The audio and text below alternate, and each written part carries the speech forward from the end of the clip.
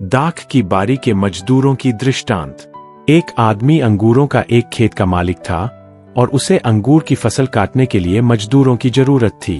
सुबह सुबह वह उस जगह गया जहां मजदूर काम की तलाश में खड़े थे और उसने कुछ को काम पर रखा, यह तय करते हुए कि वह उन्हें एक दिन की उचित मजदूरी देगा। कुछ समय बाद लगभग सुबह 9 बजे वह फिर से उसी जगह गया और देखा कि और लोग बिना काम के खड़े हैं। उसने कहा, अगर आप काम करना चाहते हैं तो मैं आपको उचित मजदूरी दूंगा। उन्होंने सहमति जताई और खेत पर काम करने चले गए। दोपहर में खेत का मालिक फिर से वापस आया और उसने और मजदूरों को काम पर रखा। फिर दोपहर 3 बजे भी उसने वही किया।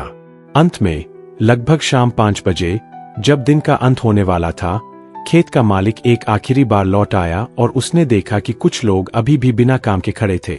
उसने उनसे पूछा, आप लोग यहाँ पूरे दिन बिना काम के क्यों खड़े हैं?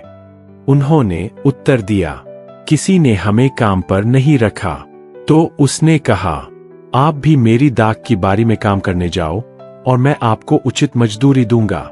जब दिन का काम समाप्त हो गया तो मालिक ने अपने प्रबंधक से कहा कि सभी मजदूरों को बुलाओ और उन्हें भुगतान शुरू करो। सबसे अंतिम में आए मजदूरों से शुरू करो। सबकी हैरानी के लिए जिन लोगों ने शाम 5 बजे काम शुरू किया था, उन्हें वही मजदूरी मिली जो सुबह सुबह काम पर आए मजदूरों के साथ तय हुई थी। जो लोग पूरे दिन काम कर रहे थे, उन्होंने यह देखा और सोचा कि उन्हें अधिक पैसा मिलेगा क्योंकि उन्होंने अधिक समय तक काम किया था। लेकिन जब उन्हें भुगतान किया गया तो उन्हें उतना ही मिला जितना पहले तय हुआ था। वे नाराज हुए और मालिक से कहा, यह तो अन्याय है। हमने पूरे दिन मेहनत की, धूप में काम किया और ये लोग जिन्होंने सिर्फ 1 घंटा काम किया, उन्हें भी उतने ही पैसे मिले जितने हमें मिले। मालिक ने उत्तर दिया, दोस्त, मैं तुम्हारे साथ अन्याय नहीं कर रहा हूं। मैंने तुम्हें वही दिया जो हमने पहले तय किया था। अगर मैं दूसरों के साथ उदार होना चाहता हूं तो यह मेरी मर्जी है। क्या तुम इसलिए जल रहे हो क्योंकि मैंने भलाई करना चुना है?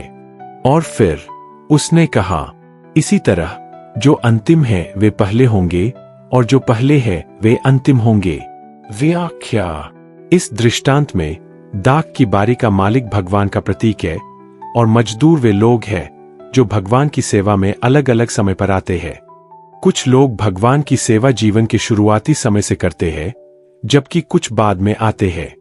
लेकिन भगवान सभी को एक समान अनुग्रह और उद्धार प्रदान करते हैं, चाहे उन्होंने कब से सेवा शुरू की हो। उदाहरण, सोचिए एक व्यक्ति जिसने पूरी जिंदगी अच्छे कर्म किए और भगवान के नियमों का पालन किया, और दूसरा जिसने जीवन के अंत में जाकर अपना जीवन बदलने का फैसला किया। हमारी मानवीय सोच के अनुसार जो व्यक्ति लंबे समय तक अच्छा करता है, उसे अधिक इनाम मिलना चाहिए। लेकिन भगवान सभी को एक ही उपहार, उद्धार देते हैं, चाहे उन्होंने सेवा कब शुरू की हो।